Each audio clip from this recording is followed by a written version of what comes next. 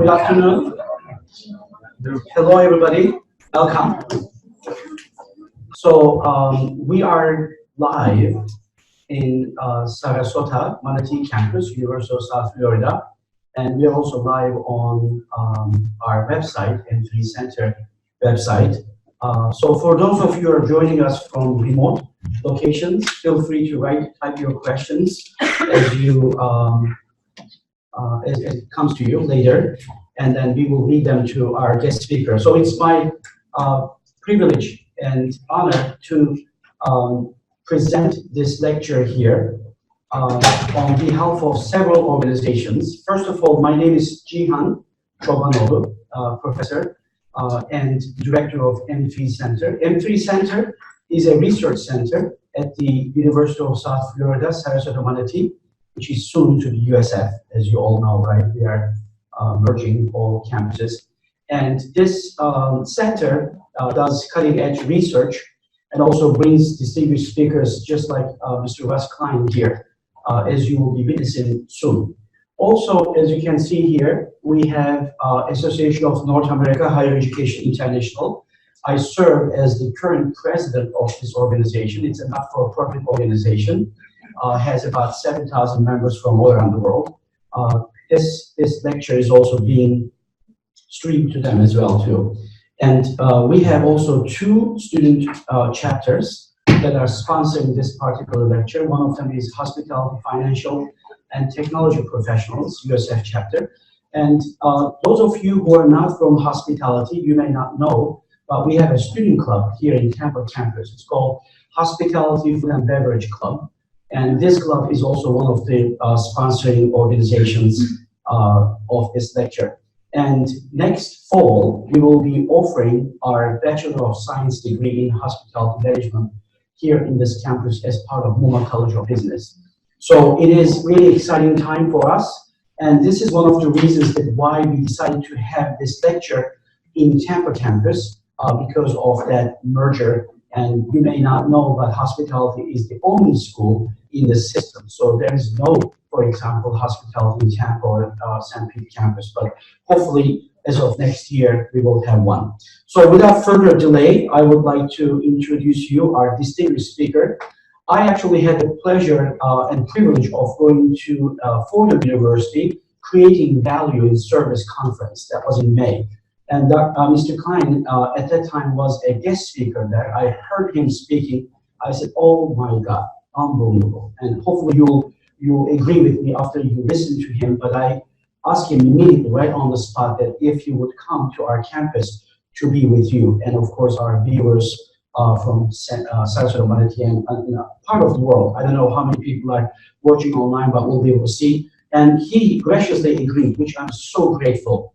Also, this lunchtime, him and about 15 students had a one-to-one luncheon, and it was wonderful. Again, I thank you for taking time. He's very, very busy and very, very impressive career as well. So I would like to introduce him, and then I would like to give the floor to him. Mr. Russ Klein has quarterbacked teams for many of the world's foremost brand names, holding top marketing and advertising posts at Dr. Pepper, 7-Up companies, Gatorade, 7-Eleven Corporation, Burger King Corporation, and Arby's Restaurant Group. Look at this CV, unbelievable. He has held leadership positions with Leo Burnett and FCNB advertising agencies. Klein's impact on business performance as the CMO, Chief Marketing Officer, is unrivaled, being the only CMO to lead marketing for 3 major LBO, IPO consumer product deals that have generated returns to shareholders of 444%, 442%, and more than 3,000%. Wow. Each sheltering records at the time for growth and shareholder return over the course of his career. As the current CEO of the American Marketing Association, Russ is charged with the historic transformation of the AMA to become the essential community for marketers. Klein was nicknamed Flamethrower by an industry publication for his managerial risk-taking and provocative advertising, but he now aspires to be the torchbearer for all marketers. Klein is also architect of the seminar theory, brand is equal to experience, aimed at advancing the discipline of experience design for businesses. He's a graduate of the Ohio State University, but although we got him posted the bull sign earlier, so that's great. He attempted to do the Ohio State, but that's okay. We're not going to send that to Ohio State, that picture. And Harvard Business School Advanced Management Program. Please join me in welcome Mr. Klein to stage.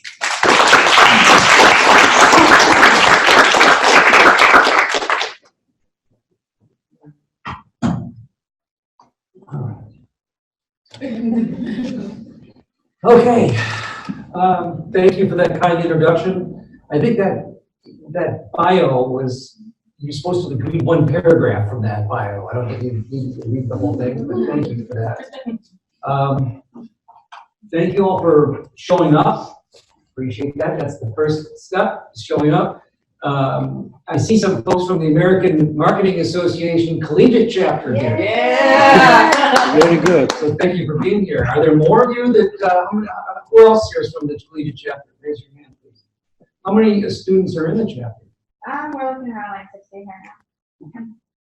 now. Maybe this will help inspire some more to join up. So I appreciate the introduction, and I did also appreciate the chance to spend time with students over lunch and understand the kinds of things that are of interest to the students here.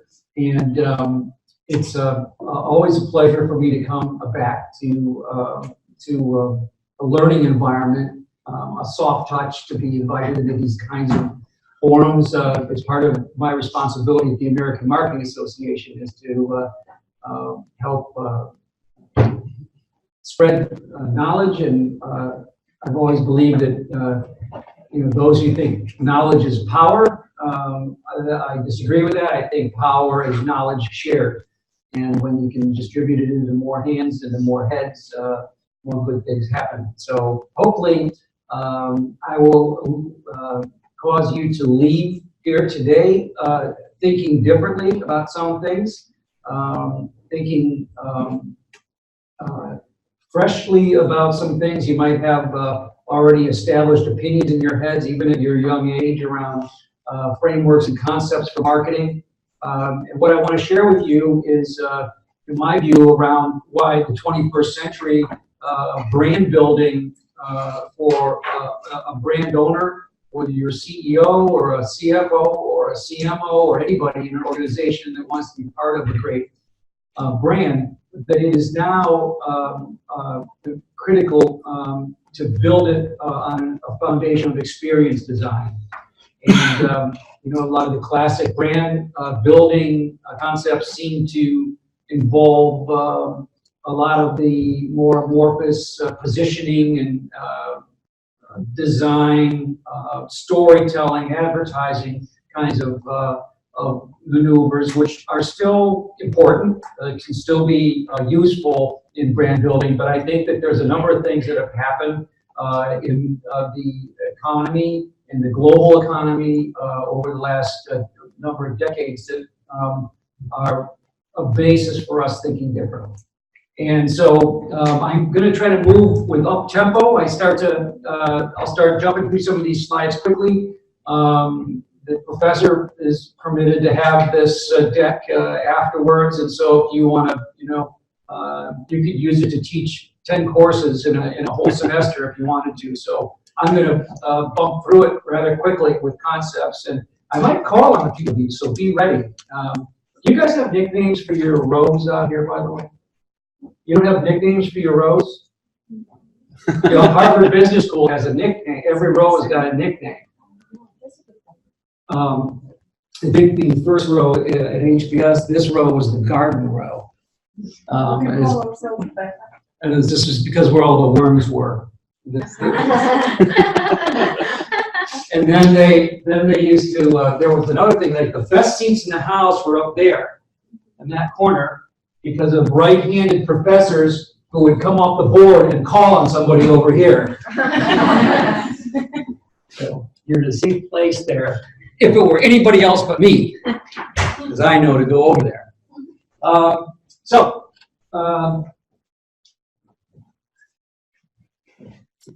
like this image to kind of start the expectation around the world. Now, I have to remember that for a young group of people coming along, what appears to be whiplash to me may not feel like whiplash to you.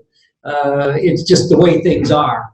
But it's important, I think, for you to appreciate, even though your future is ahead of you and you're not duty bound to inherit any concepts from your predecessors, I think you'll be better at doing what you do in the future by understanding the way things may have been done in the past and why things are now different, and maybe why they will need to be different again in the future, and give you a chance to think about that. And so this image is about really the rate of change, the rate of how we not only how fast we change, but the rate at which we change directions. You know, agility, we talk about this concept of agile marketing. Agility is not just about being, you know, nimble. Agility, the definition of agility is the ability to change directions without slowing down, right? And so that's really the trick in an organization today, is that it's not just about adapting, but can you adapt while continuing your speed to the marketplace? I was in Shanghai 25 years ago when it looked like this. And anybody who's been in Shanghai recently knows that it looks like this today, right? Just 25 years ago. So before many of you were born, like this, not that long ago though, 25 years ago, it looked like this. That is whiplash, right?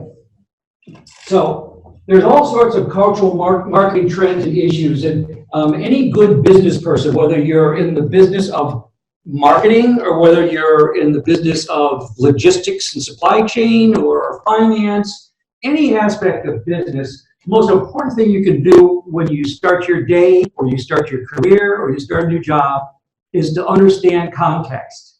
Understand what the world looks like around you, because it's in that context that you'll have to develop your strategies for growth and your strategies for competing. And without an understanding of that context, the relevance of your strategies is likely to be very low.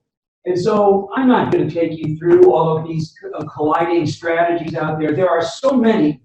But my advice to you is that whatever business you're in is to get smart about all of the mega trends and themes that are going on, even at a country level, but certainly globally. The kinds of things that are changing the marketplace, that are changing people, and changing us as well. And not only are there these mega trends, there's a book by Mark Penn called Microtrends Squared. So on top, beneath the mega trends, there are all kinds of little trends that are going on. And all of these are also relevant context for people and for marketers, for business people to understand the things that are essentially guiding and motivating people. All of these little micro trends. I see myself in a number of these little micro trends. And I bet if you spend some time with it, you'd find yourself here too. And so again, I encourage you to don't think you can get smart about any business or any brand before you can get smart about the external macro trends and micro trends that surround you. And when I go beyond the trends, I also look for tension. And a lot of the work I've done in the advertising side of this business, early in my career, I developed concepts that are actually still used in teaching resources by universities on advertising. And my theory around that is there can be no great advertising or effective advertising that is not rooted in the source of tension. That there aren't tensions. Think about, you know, great stories, great literature, great movies. There's always a source of tension in there, right? With no tension, there would be no great stories and no great literature.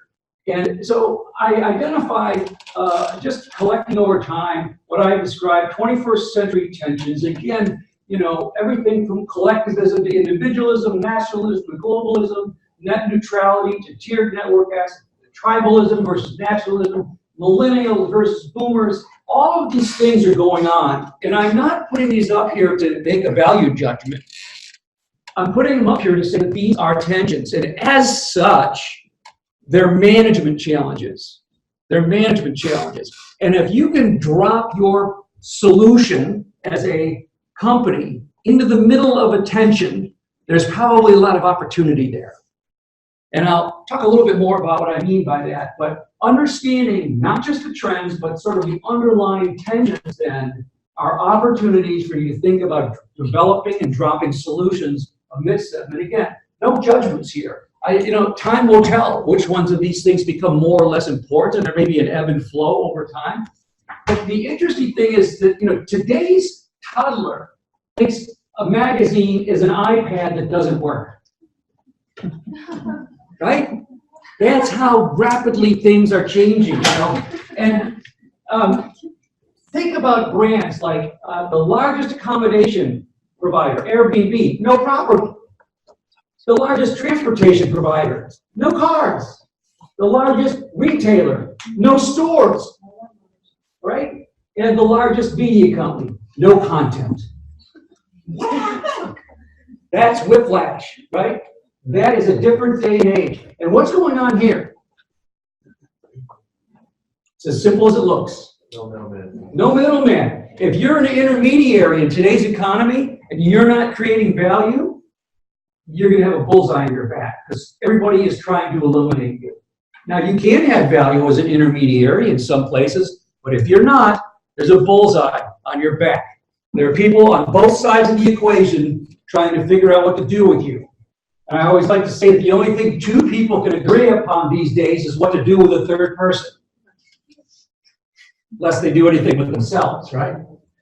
The doctor's office of the future, the algorithm will see you now. Right? This is happening today. How many of you have wearables or apps that are related to pharmacy, healthcare, wellness, calorie counting, all that? Raise your hands if you've got anything like that. So look around, you can see you're not alone. There are a lot of people like that. 85% of customer interactions are going to be managed without human intervention by next year. 85%. So it's an interesting challenge for us. Here's an example of a doctor telling a patient and their family that he is going to die. And this actually is a real thing that went on and became viral. But it was sort of a shock to a lot of people that we've gotten to a point now where the most personal of news, the most sensitive of news is now done through technology, right? That was once a sacred conversation that would be only in the most intimate setting. So the 20th century branding formula, and I used to think about branding in this context for the early parts of my career, it was a simplified way. A brand was the promise plus the experience. Think about it, very simple concept, the promise plus the experience. And unfortunately, in the first 50 years following World War II, when mass marketing and consumer marketing really came into being, people were much more in the promise-making business than they were in the experience design business, and unfortunately, in the promise-breaking business a lot, too, where things weren't what they seemed. And yet, that was really the kind of construct for how people went to market. What am I going to promise, and then what am I going to deliver, and are those the same thing? And unfortunately, not many were. And really responsible for giving marketing a bad name. Now, it's been my assertion more recently that marketers are addicted to storytelling, and thus the formula brand equals experience, the power of storytelling. I'm not saying storytelling doesn't matter. I'm saying it needs to be reimagined in a different context, because today you can build a brand with experience and no storytelling. You cannot build a brand with storytelling and no experience. So marketers, I think, have looked too often at ways to solve every problem with a story. And we're going to finish our meeting on exactly that idea, that hazard, if you will. So how many of you have been taught or exposed to the concept of the 4 Ps? Raise your hand high. Right? Product, promotion, place, promote, product, right? The 4 Ps. And so what I'd like you to do is to suspend disbelief right now and unlearn those 4 Ps and think differently. And I want to talk to you about why I think, first, those 4 Ps deserve to be thought about differently, and then I'm going to tell you ways that I'd like you to think about them going forward if you're so inclined. There are actually 4 markers that are that I observed in this sort of post-digitization era that are responsible or that inspired me to think about the 4 Ps. The first one is the advent of e-commerce, no better exemplified than by Amazon. Number 1, e-commerce. Number 2, in 1993, what term did Stephen Jobs' right-hand design man coin? What? User interface? User experience. Close. User experience. That was not a term up until 1993. And of course, at that time, it was about digital user experience, right? Now, user experience and experience design is a digital physical challenge for brands. Number 3, the advent of social media. Facebook. How many of you know what drives Facebook? What is it that powers Facebook? Okay, hang on a second here. I got users. Advertisement? Advertisements. That's true now. Yep. Data. Data. What else? You guys should have name tag cards. I wish you could name cards. And call anybody. All right. So what's your name again? We met earlier. Aisha, you can call me Aisha. Aisha. Yes, Aisha. If you were the only person in the world who had a telephone, how valuable would that telephone be? You're the only person that has one. It would be very valuable. Would it? Who would you call? It would be worthless. Yeah.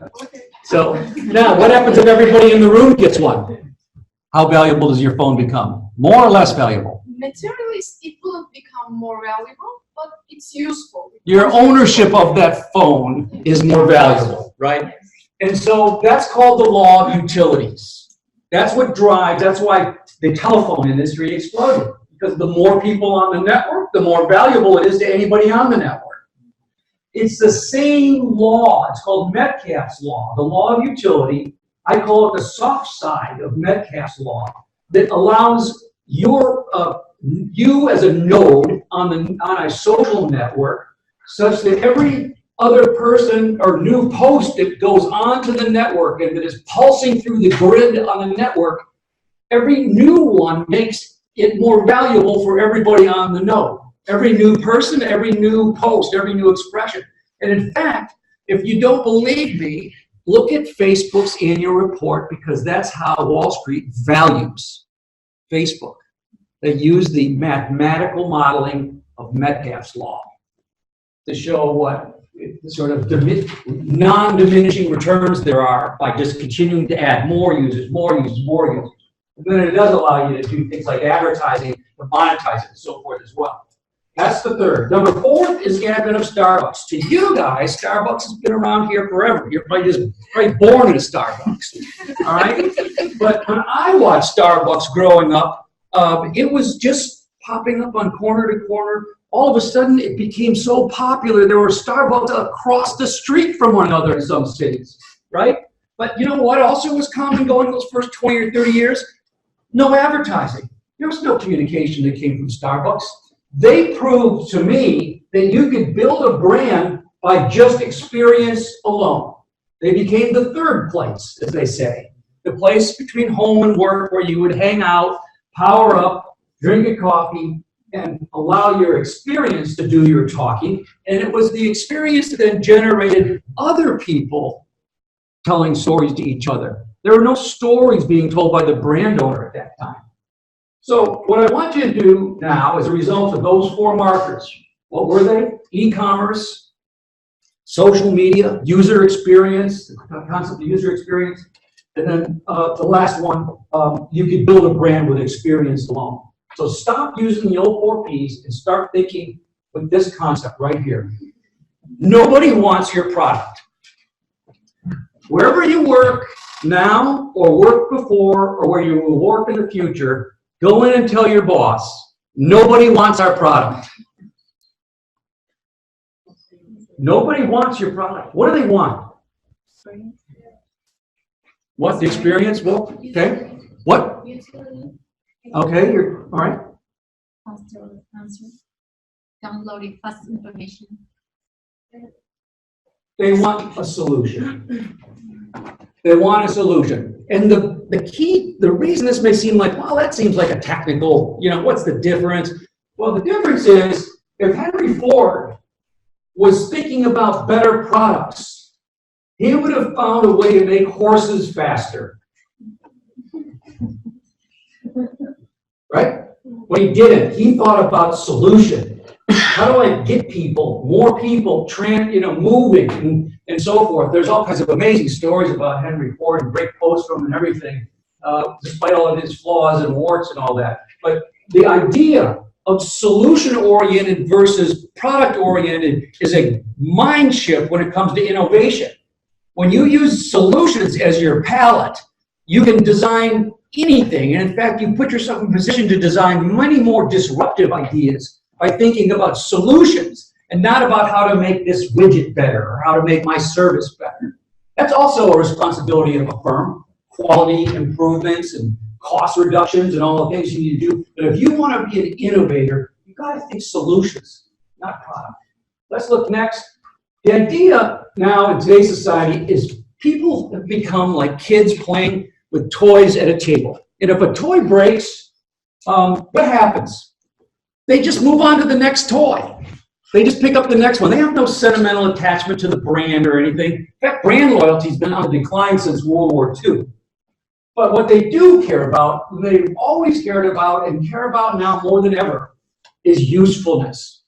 Again, you might say, usefulness, is that the big idea I came here to watch you talk about? Well, usefulness is one of the, unfortunately, more overlooked aspects of solution design and solution development.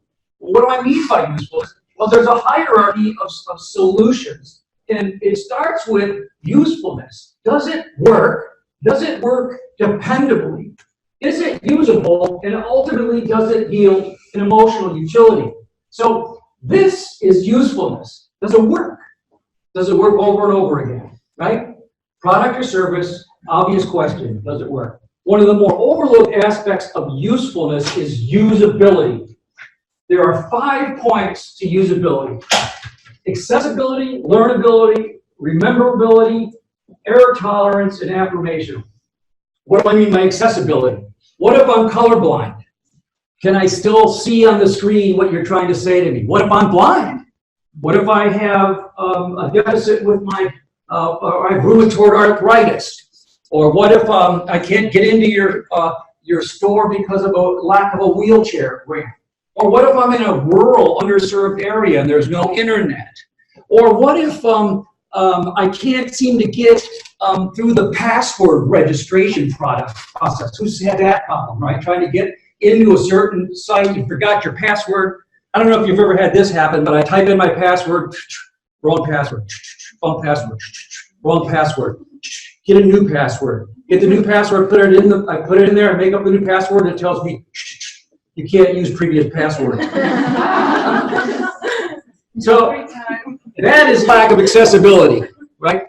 So there's all kinds of ways. Think about accessibility in its grandest sense. You can't be usable if you're not accessible, right?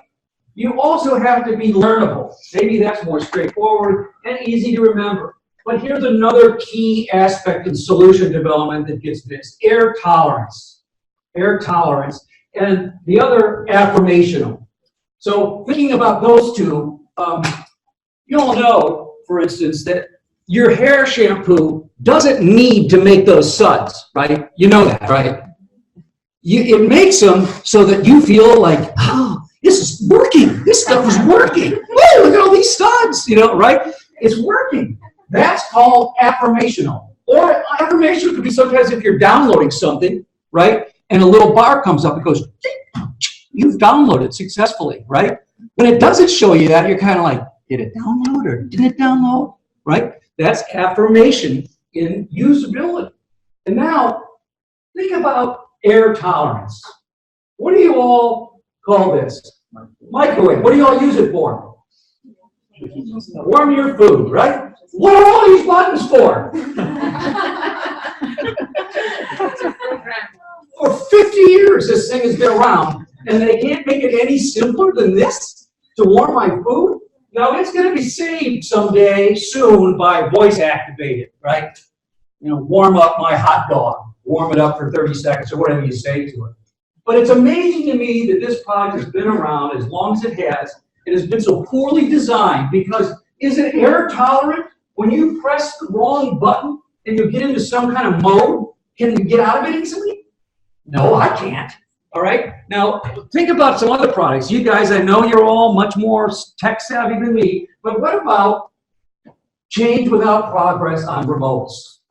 These are all of the remotes from history all the way up to today. It's the same product. It's the same product. This is the evolution and the improvement of remotes. Are these error tolerant? I have waited a week for my son to come visit to help me get my TV screen back on because I pressed a button that I couldn't get back onto my screen. It's like, Cameron, please, can you come by tomorrow? I mean, do you have to wait 3 days? So again, this is a product that is not error tolerant, right? And you know, you don't think of these things when you're making a product as much as you should. You're thinking about a solution because no one will use your product correctly or your service. They'll almost always use it the wrong way first, right? So you're not going to have a good user experience. And the logic here is it's not about what's possible, it's about what's relevant. Take a look at somebody who did it right. Virgin America, the best app in the Google Play Store, tremendous conversion power, rapid downloads in a period of 90 days, and they focused on 3 things: check-in, boarding pass, flight alerts. That's it. Those 3 things. Could they have put more features on there? Could they have made this 20? Of course they could, but they didn't.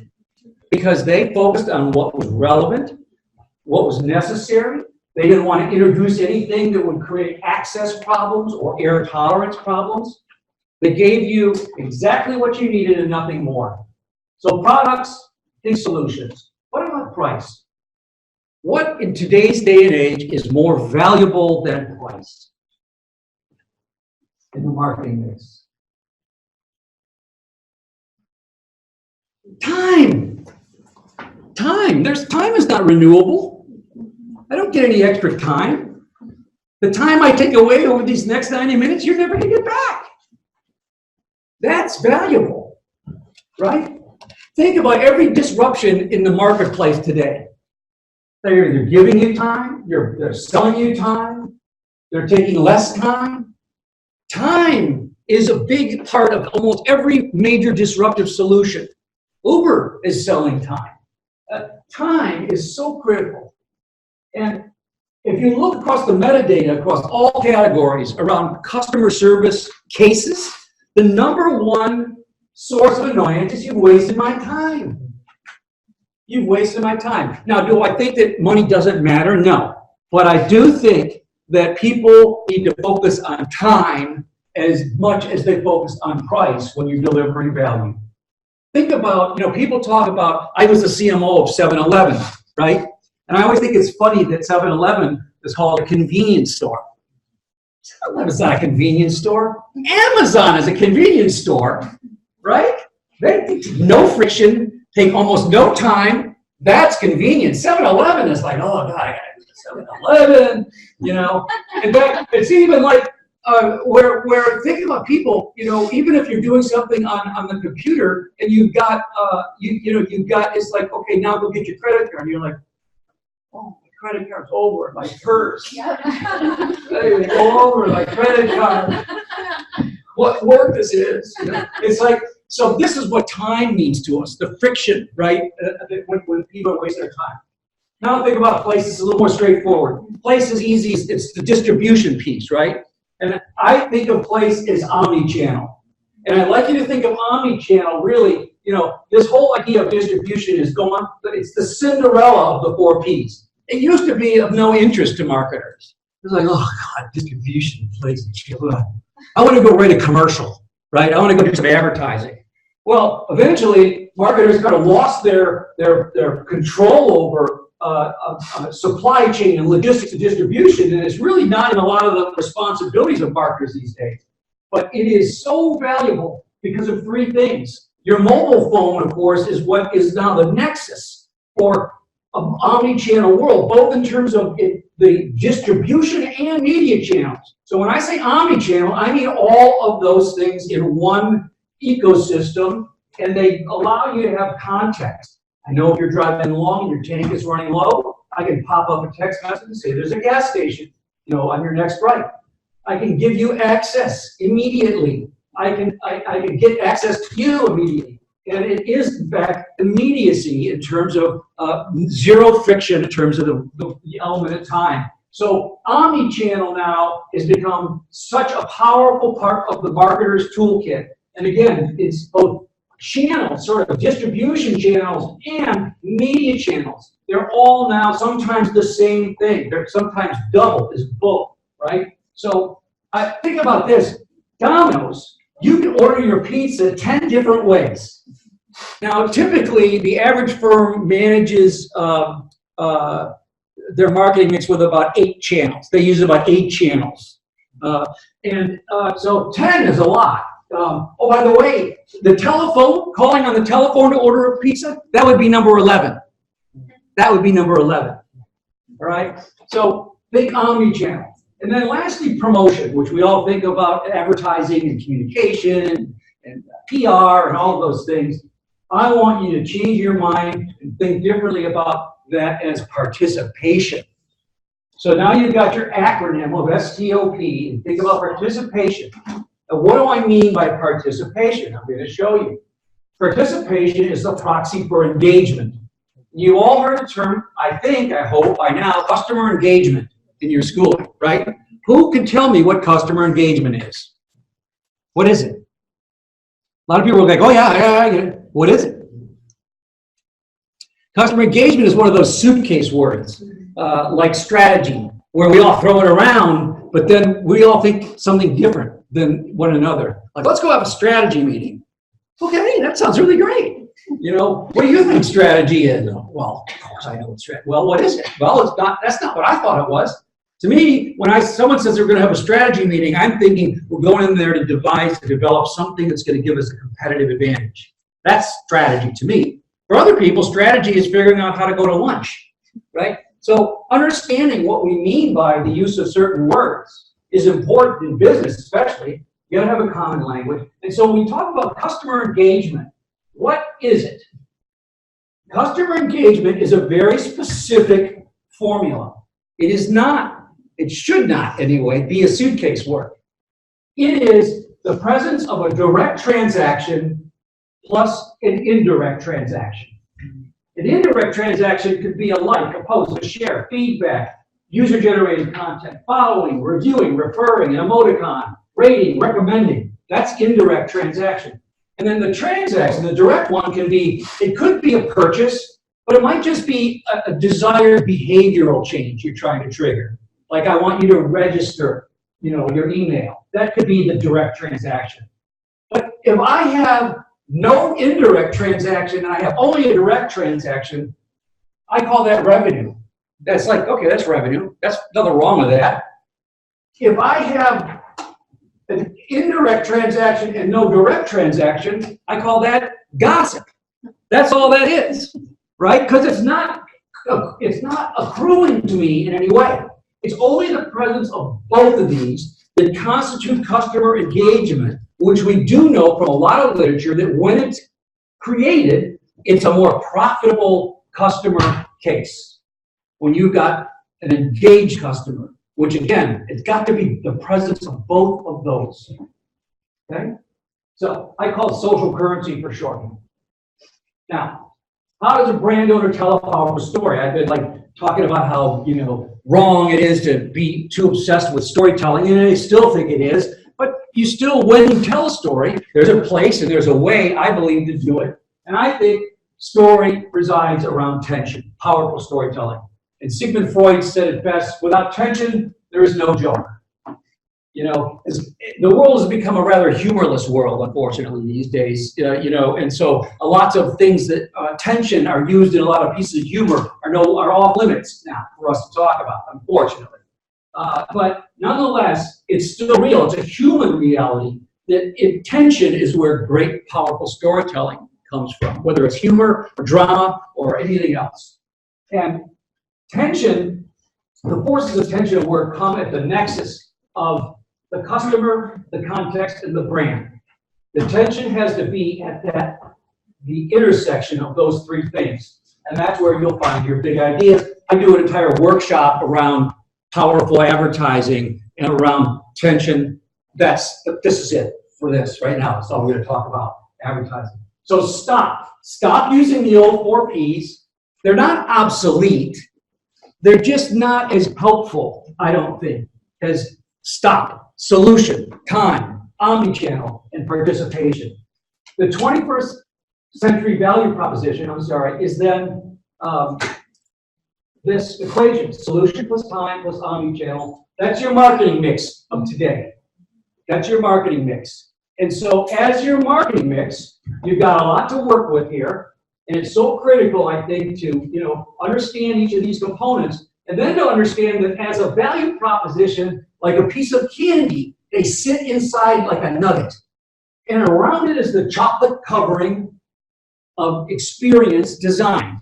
And that's what is my evangelical message around what marketers need to become more skilled at, experience design. What is experience design anyway? See, I had to move quickly to do that. Someone's going to complain, and I know I'm going to get a letter. And so, experience design.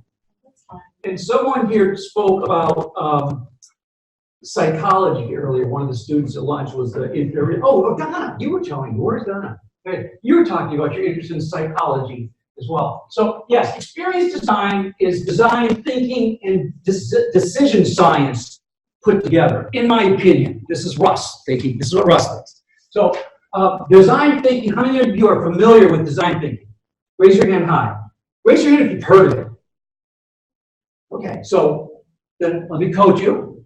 Hear of it. You've just heard about it. Design thinking. Now develop some skills in it. It's not that hard. Read about it, Google it, take a course, online course in it, pick a friend and go learn about it, go get a workshop somewhere. Design thinking is today's way of developing customer understanding and doing it in a co-creative way, in a highly empathetic way, in a highly agile way. And design thinking is not just for designers. It's for all business people. So take my advice and get your act together around design thinking. Like I say, it's not, you don't have to go get a master's in it. Just learn about it, learn what makes it go. And then decision science, again, this is really about understanding the psychology of why people make decisions and so forth. And to me, a lot of things that sit under decision science are about understanding the context I talked about at the very beginning. What are the big themes? What are the microtrends? What are the tensions? Those are all triggers that sit underneath that affect us and why we do what we do. How are we doing that time? We doing okay? Very good, very good. You're kind of looking around there like 15 minutes oh, more. it's feeling like a hook. No, everything is good.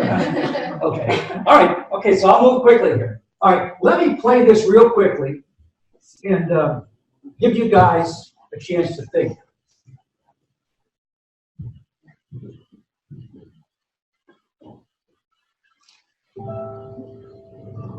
The characteristic of ultraviolet is to try to unite multi-sensorial technology with food.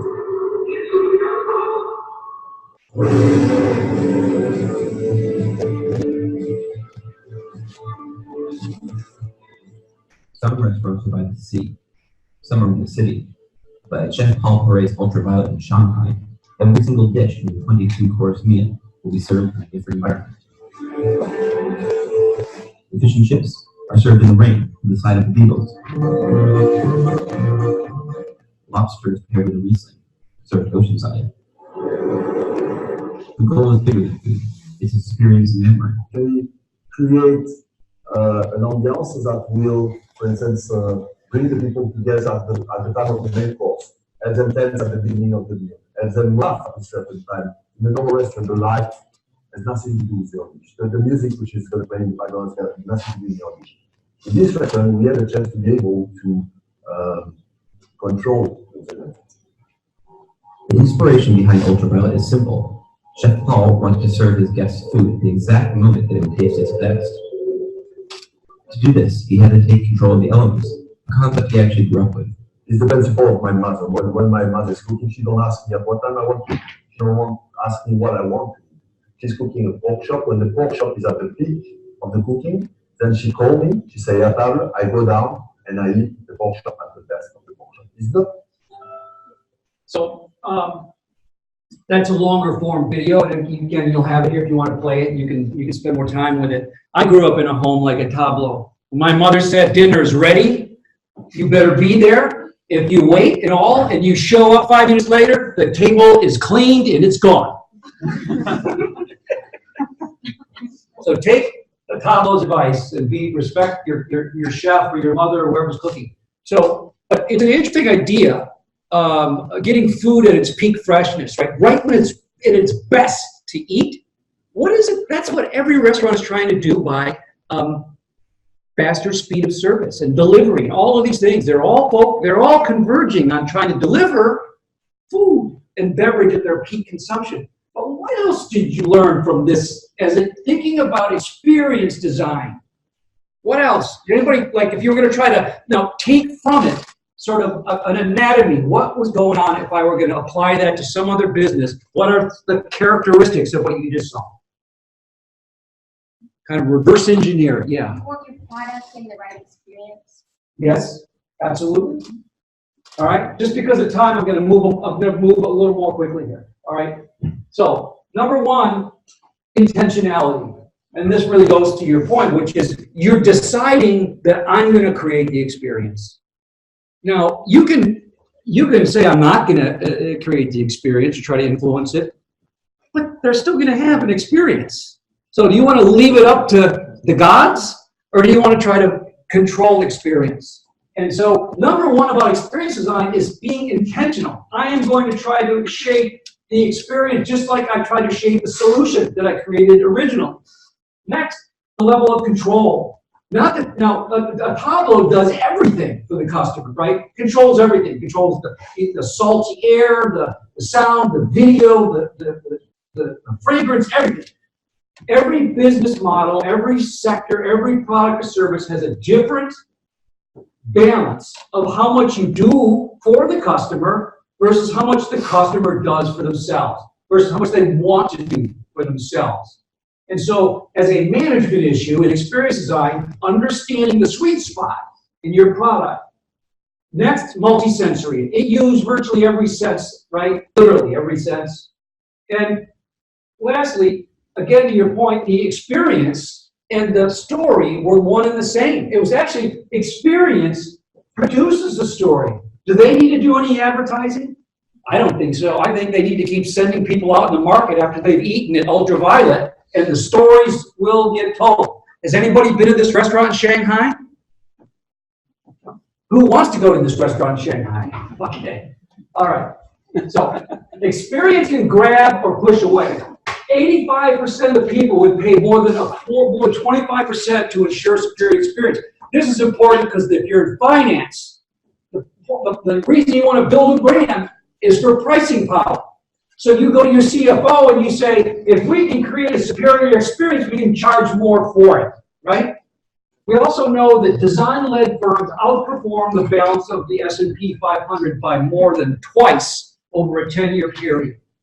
We also know that 8 out of 10 people who have a bad experience, they're going to stop doing business. And 8 and 10 are also going to talk. This is where the negative story gets told. They're going to warn you off from that. They're going to discourage you. Experience design has got all kinds of traits. Great world-class experience design. Again, I'll let you guys talk about those. But human-centered is the first step of design thinking. Human-centered design. Who created the first intentional experience design? Come on, I need audience participation here. I'm going to roll it off real fast here from here. Who created the first? Yes. Disney. Disney. Disney spends $1 billion a year on experience design, and they probably do it better than anybody in the world. But that's the wrong answer. You're only 27,000 years too late. Religion, right? The use of negative space, the use of color, light, aroma, the physical process of being down on your knees and being subordinated, talking through a confessional where it's claustrophobic and dark into the light, where the goodness is, right? This is intentional experience design. Now you can argue, well, I don't think that's right, that's manipulative or whatever. That's not my point. My point is and by the way, the people who are faith-based people love the experience, right? So I'm not here to make a value judgment on it. I think it's a grand example of experience design, very intentional experience design, right? They come back because we think about religion, we think about rituals, right? What is the difference between a ritual and a habit? A ritual has meaning. A habit just happens. There are two types of rituals. A small R ritual, which can be nimble, casual, interpersonal. It has some meaning. It might be Saturday afternoon coffee, right?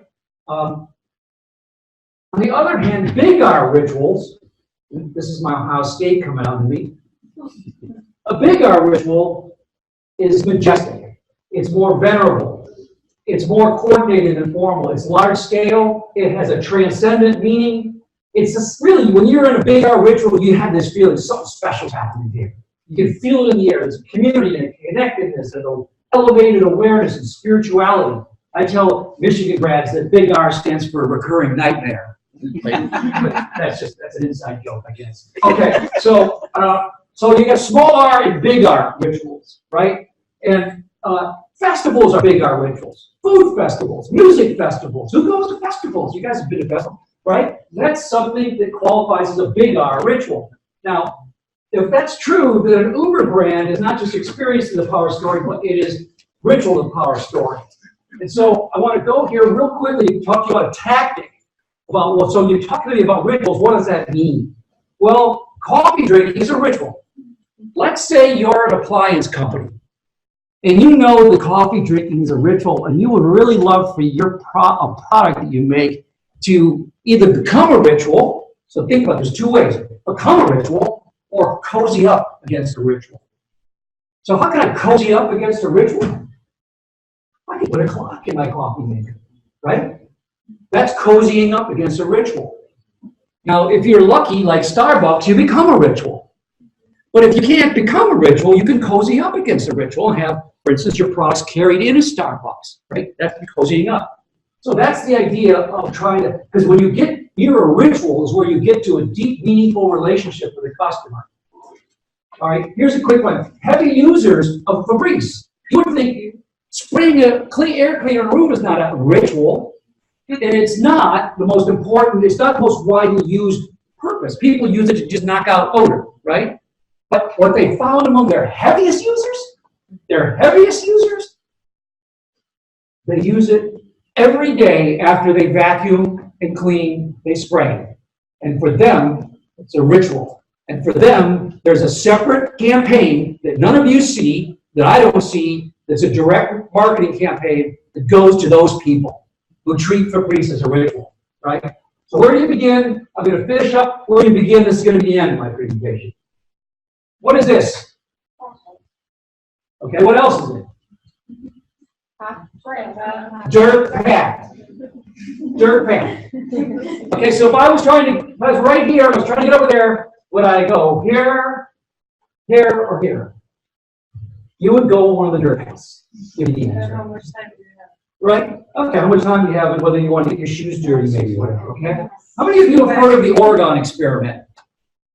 25 years ago, a beautiful campus expansion at University of Oregon, just like USF is going through, they built it and they didn't put any sidewalks in. And they waited a year and then they paved all the dirt paths. That's design thinking, that's dirt path thinking. And the customer has dirt paths. That's why you would decide to plant flowers along the dirt path, not try to force somebody onto the sidewalk, right? And so you don't design experiences, you design for experiences, right? Don't bite the dirt path. And I'm just gonna click all the way through this right to the end. Can I have 3 more minutes? Yeah. All right, I wanna come right to the end. Minimum livable experience is what I call these. All right. I want to talk about responsibility because I know that this is very top of mind for almost everyone here, probably. Social responsibility, social impact, right? Okay. So, technology enables an unprecedented set of superpowers for marketers using data analytics and customer insight. How are you going to use that power? Are you going to use it for telling and selling and come-ons that are annoying to people? Are you going to use it for innovation and improvement and experiences worth talking about and democratize affordable quality and broad prosperity? It's going to be up to you. You guys are the future, and you're going to have these superpowers. Don't abuse them. Use them, right? Quality of life in a better world. Marketing has got a huge opportunity to be part of public policy. And what I want you to do here is, how many of you have seen this commercial? I'm going to ask you to watch it again and pay close attention. Bullying. The Me Too movement against sexual Toxic harassment. masculinity. Is this the best a man can get? Is it? We can't hide from it. Sexual harassment is taking over. It's been going on far too long. We can't laugh it off. Who's the daddy? What I actually think she's trying to say. Making the same old excuses. Boys will be boys. Boys will be boys. Boys will be boys. But something finally changed. Allegations regarding sexual assault and sexual harassment. But she says And there will be no going back. Because we believe in the best in men. Men need to hold other men accountable. Smile, sweetie. Come on. To say the right thing. To act the right way. Bro, not cool, not cool. Some already are. In ways big Yo, men. and small. I am strong. But some is not enough. It's not how we treat each other, okay? Okay. Because the boys watching today will be the men of tomorrow.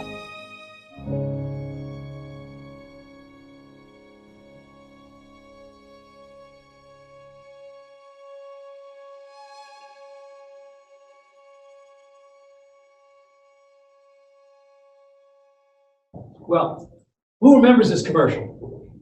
Some of you. All right. Who's heard of male toxicity? Okay. So Gillette ran a commercial on the Super Bowl, and they've run it since. And basically, it shows men not at their best. Yelling, being abusive, teaching their kids that the way to solve problems is through violence, and all the negative things you can think about how a male would comport themselves. And this commercial ran, and it was kind of controversial because there was some combination. Some men saw it as preaching to them and overbearing. Other men, I'm sure, watched it and said, "Eat, that's me." I'm sure women said, "That's good. We need to tell men this story." I'm sure moms and dads. Everybody had a different reaction to this commercial. By the way, in different countries too. In India, in Europe, and Canada. I've showed it in many different states, and there's always a different split. When after people watch the commercial, I was in Toronto, just in Toronto the other day, and 100% of the people after seeing the commercial said, I said, now who feels better after seeing this commercial about Gillette? Who feels better? I said, who feels better? 100% of the people said, I feel better. It's like, okay, you all feel it's an important, relevant message. I can't argue it, I hope I'm not the one that needs to be told that, but probably somebody does, and maybe many people do. So then I went to the next slide. So I said, how many of you feel better? 100% feel better. Then I showed them this. In Amazon, the same product, just purple, same number of blades, $8.39 for women per blade, $4.13 a blade for men. In Target, $5 a blade for women, $3.55 for men. In the UK, £3.66 for women, £2.95 for men. And then I would say, how do y'all feel about Gillette? And everybody's like, I didn't put my hand up before. I didn't. So, and my point around this is not that, is it, are there certain social messages that some brands are appropriate to put out and so forth? Yes, but a lot of people out there are misusing purpose and social impact. And so my advice to you again is the custodians of the future. Don't just become woke. Don't think you can woke wash everything by what you say. Make sure you're doing what you say you're doing. And if you're thinking about being respectful to women, don't just say men need to be more appropriate and gentle. Don't rip them off for their cost of, I guess it's called a pink tax. So, I have a lot of opinions about how people use social impact strategies. My opinion is that social impact is not a marketing strategy. It's a moral responsibility. And that people who try to use those as marketing strategies are often ill-advised. Some brands like Tom's or Warby Parker, they're born out of social impact. But a lot of other brands sort of think they can cover up around the flag of social impact and do what Gillette did. And so please don't do that, right? And I know you all be ethical and positive marketers, and if you're not in marketing, you're still part of the opportunity for people to do better. My final words are for people that someday I hope for a brand that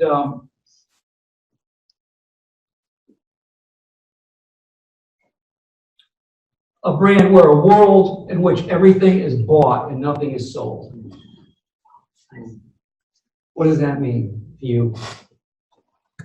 It's not just a funny play on words. If you're doing your job as a marketer, you'll create a world where everything is bought and nothing is sold. Like full perspective. It is. It's right. Help people buy, that's fine, with your messaging. Develop solutions, fine. Use your marketing mix, be truthful, be ethical, and then there'll be a world where everything is bought and nothing is sold. Now, that may be a pipe dream because of the way momentum is and inertia and cultures and so forth, but that to me would be a perfect world for marketers. So with that, thank you.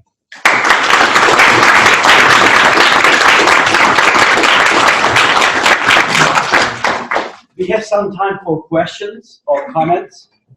First, I'll give the first priority to the people in the room. So please raise your hand and ask your question or comment. Yeah, we'll start with you. You see a lot of brands now, like Bumble or Old Navy, moving towards like on-site activations. Where do you see that playing like in the future? On-site activations. Give me an example. So like Bumble will be at like a college tailgate with like almost like a trade show style. Yeah, pop-up store kind of thing. Yeah. Yes. Well, I think those are, I think of today's pop-up store is the evolution of the vending machine. The vending machine, the very first vending machine, by the way, was when?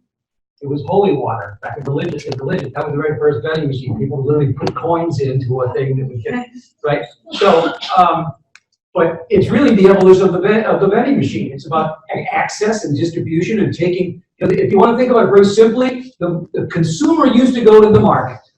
Now, the market goes to the consumer. And pop-up stores are another manifestation. Any other question? I have a comment. I know you said now it's not based on, you said it's based on solutions now, not on vehicle. Instead of being product focused, it's solution focused. Right. Yes. So what popped in mind for me was Apple, because now that Apple is like coming out with newer phones, and your phones are just like they're just improving on their product, but they're not improving on any of the solutions that they're having. Good point. I want Get a job at Apple and raise hell. Really? Because there's actually a cartoon I saw not too long ago where somebody's like, hey, this is new. And then the updated one comes out, the person's like, hey, this is new, it's got a new thing on it. And then the third one comes out and they're like, hey, this is this new? And then the final cartoon is like, you know, is this my phone? Is this my original phone or my? So yes, there is that, and that's why every organization should probably split its innovation work so that you've got a current business or core business team responsible for improving your core products, improving quality, taking cost out, and so forth, and a separate innovation team focused on disruptive solutions that are, you know, are truly new. It's hard to do both of those inside the same group. They take different talents and different skills and so forth. But you know, I agree with you. It's getting tougher and tougher, and so it's a great point. Even in like a company like Apple, right? By the way, you know Tim Cook says about Apple. He says Apple's legacy someday is going to be as what? A healthcare company. So there's a little hint for you where they're going, where their innovation is going. Health runners, wearables, you know, you're being able to scan food, all the things that, you know, a hyper health focused society is focused on. Apple sees themselves potentially being, you know, the standard bearer in that space. So that could be exciting, and hopefully that's going to fall. Right at the beginning of the presentation, you said like knowledge is not power is knowledge when it's shared. But when we look at the reality of right now, local technology, we have like big companies, items like collecting all the data. Of course, it works wonders for like marketing and everything else to some technical problems.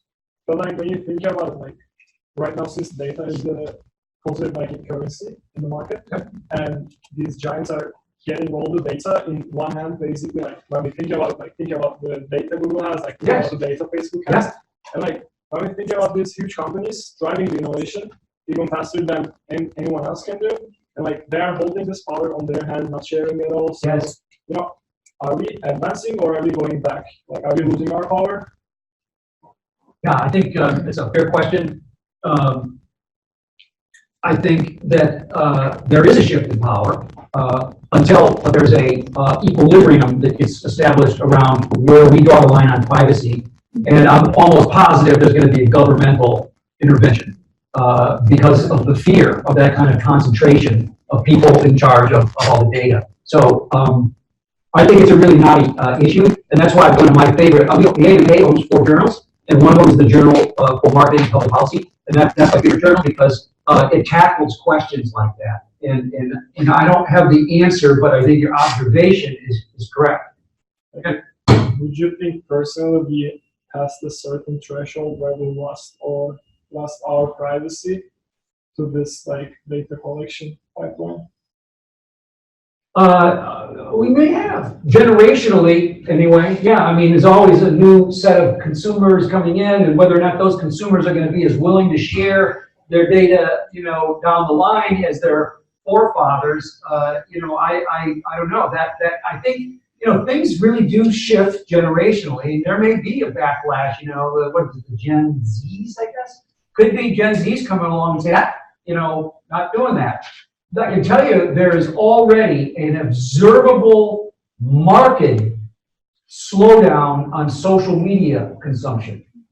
Even though more ad dollars are still going into it, it hasn't caught up with the fact that usage is going down for a lot of reasons. Privacy, one of them, bullying, mental illness, depression, loneliness, all of the issues. I mean, there's a huge mental health problem in the United States, and I'm not saying that social media caused it, but I think social media is exacerbating it. So generationally, you know, there's a lot of power. The only thing that's more powerful, I think, than those companies is the power of a generation. And a generation can come along and say enough, and make and change it. So, and then a government can kind of do that too. But usually, the government, you know, no public policy ever really happens without the will of people. So if there's a will of the people to say enough is enough, and there's an appetite for some regulation of some kind, whether it's just out of protection or whether it's splitting up companies or whatever it is, it's, to me, that's a reasonable option. It's something that could happen. I'm not I'm not a trust buster guy, but I do think that that sometimes people can be dangerously powerful. And we all know what happens with power. It corrupts. Even the best people get corrupted by power. It happened when I became a CMO. I was like, I'm a CMO now, and you do stupid things sometimes. And you're like, what are you doing? Well, you get intoxicated. Let me ask this quickly. Yeah, I think it's a great question. You could teach a whole semester about that. There's a follow-up question here. So thank you for your presentation, and I like your answer about the generational change and everything. I sort of agree to it.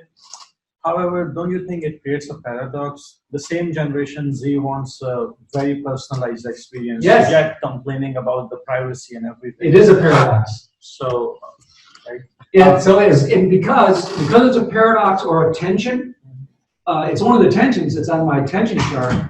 To me, I call that, for now, a management issue. It's just something that business managers need to be trying to manage, right? But I don't know that it's settled, right? Go ahead. Okay, so I also want to pick up your brains on something else very quick. We always hear, and academics, I heard your answer earlier about where's academic research in response to industry.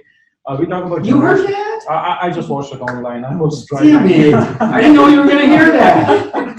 So, see, the privacy thing. I told you. So, I know. So, the generational. Not the first thing I've gotten in trouble over. Generational theory, where we say generation X, Y, Z, all that stuff. I sort of have I am against that thing because I think that against what?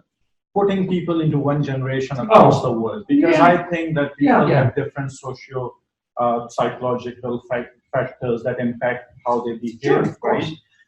My question is this: what do you think? I mean, 50 years back, people were brought up based on cultural values and stuff like that.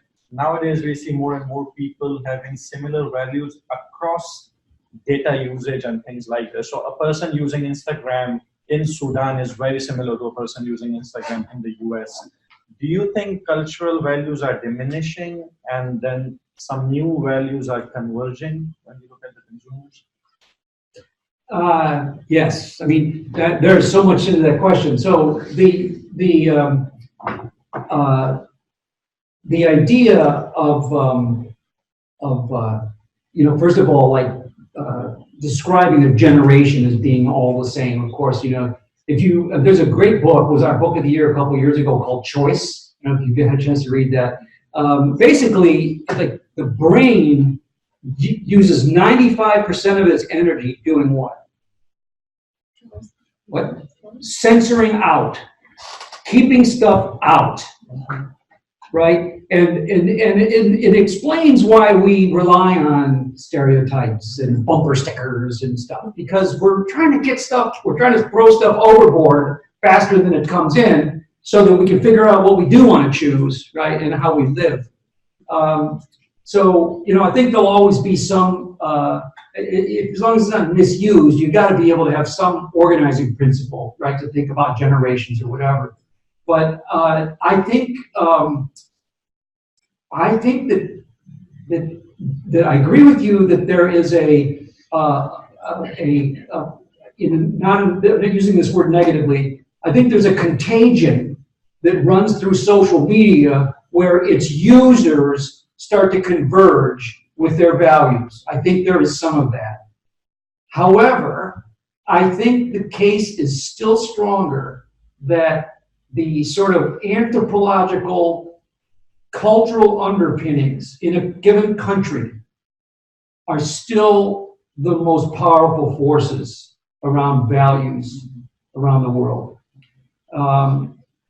Again, another good book, it's written by a professor out of Ohio State on globalization of business or whatever. It's a really great book because it helps you look at country by country in terms of how each society views different things, like their tolerance for ambiguity and their ability to trust their boss, and things like that we think about practically, but how different it is by country and even regions within a country, right? And I think that, you know, from what I've seen, the literature says that that's still the more powerful undertow underneath everything. Yeah. And we have one, at the very least, I want to read, there are several questions from online. I'll just read you one. Hello, it's great to be part of this webinar. I have a question about design thinking in service sector.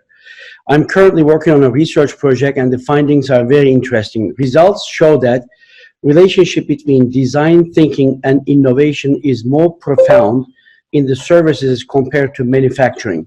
How can we relate this finding with future services and brands? That's the question. Yeah. I think that there's probably I bet there's some factor that is responsible for why you found that correlation that is artificial. I don't think that design thinking should yield any less innovation on the manufacturing side for, say, packaged goods than on the service side, but for the sense, I think the human sense is that a bottle of ketchup, for instance, you know, and I'm in a design-led process, and I'm in a co-creative group of people who are trying to figure out how to get a better ketchup experience. That can feel more limiting, right? And I think the innovation can, I guess maybe the innovation can be harder to come by, but I don't buy that it has to be worse. So I guess I could agree with that finding, but I don't accept it as a reason for not. And the example I'll go on with for Heinz is, I don't know if you saw it, but you know, Heinz has all long time been positioned on this idea that they're the thickest ketchup, and that pouring out a Heinz is hard to do, right? Because it's so thick, and you're like clapping the bottle, and you're sticking your knife up there, and so on and so forth. And in and of itself, that's a little human.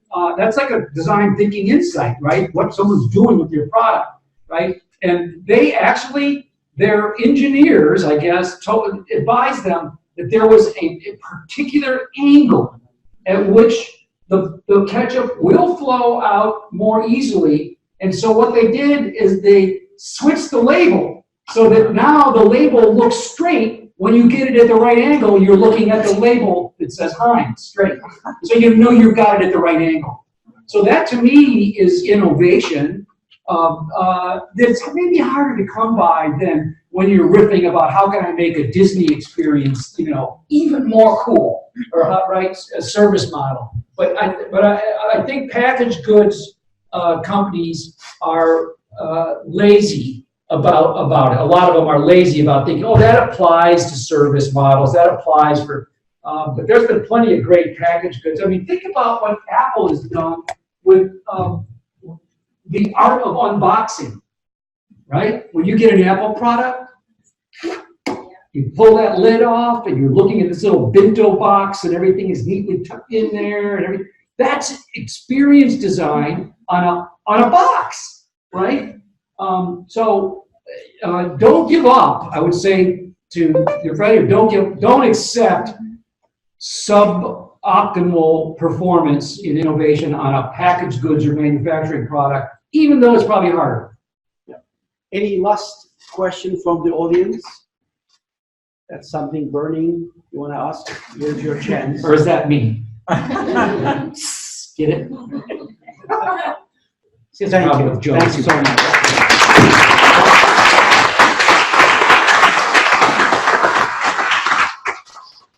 Really appreciate it so much. Thank you. It was wonderful. It was. I hate doing this. So. And I would like to present you a small certificate of appreciation at the University of South Florida. You can put it next to Ohio State. Certificate of appreciation. This award is presented to Mr. Russ Klein for delivering the distinguished lecture entitled Experience Design's New Imperative at the lecture series of the M3Center for Hospital Technology Innovation. Thank you. Thank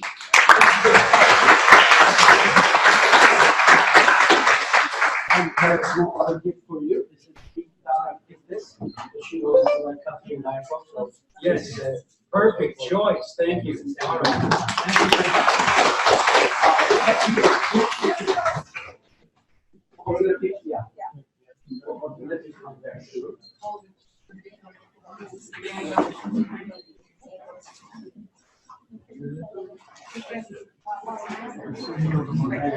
And we're gonna take one group picture, the easiest way, maybe I can ask these two us to come here. Okay, if you just come here, and we'll take a group picture.